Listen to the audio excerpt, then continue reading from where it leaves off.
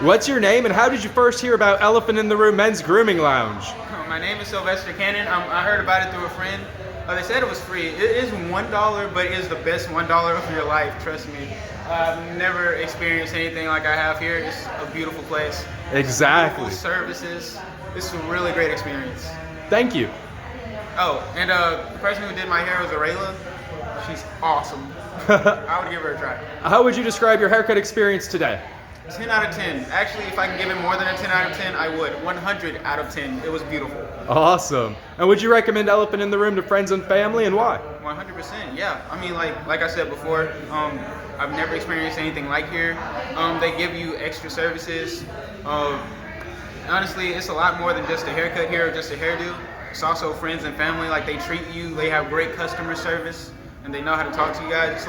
It's a really great place. Absolutely. Thank you so much. No problem.